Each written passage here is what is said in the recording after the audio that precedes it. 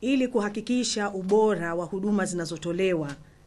Hospitali ya Taifa imefanikiwa kuanzisha benki ya kuhifadhi sampuli kwa ajili ya mafunzo na tafiti za kisayansi mbalimbali wa vimelea vya magonjwa katika kupitia maabara kuu, ikiwa ni ya kwanza katika hospitali za umma iliyolenga kuboresha huduma za tafiti za kisayansi na mafunzo. Pia serikali imenunua na kusimika mtambo wa kisasa, kwa lugha ya kigeni angiosuite, wa tiba radiolojia, intervention radiology, uliogharimu bilioni 2, ambao umewezesha hospitali kutoa huduma za ubingwa na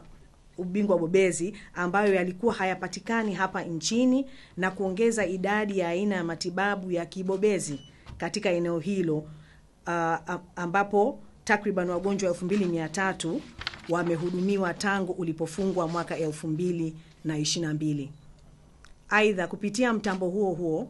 kwa mara ya kwanza nchini, hospitali imefanikiwa kuanzisha huduma mpya ya kuweka mirija membamba, kwa lugha ya kigeni catheters, kwa kutumia matundu madogo kwa ajili ya kutoa damu iliyoganda katika mishipa ya damu, na huduma nyinginezo nyingi ambazo zinafanyika kwa ustadi wa hali ya juu.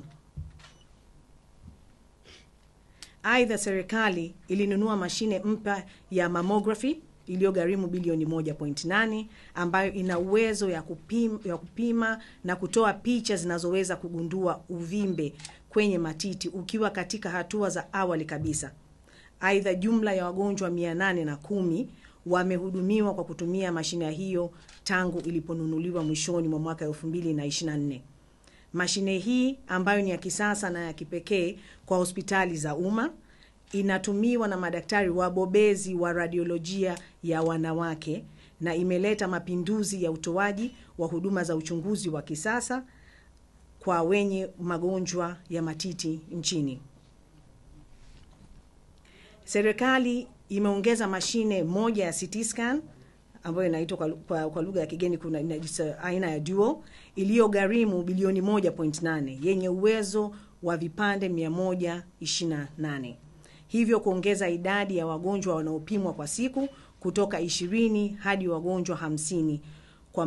majibu kupatikana kwa haraka, lakini pia kumwezesha daktari kufanya maamuzi mapema na wagonjwa kupata matibabu stahiki kwa wakati.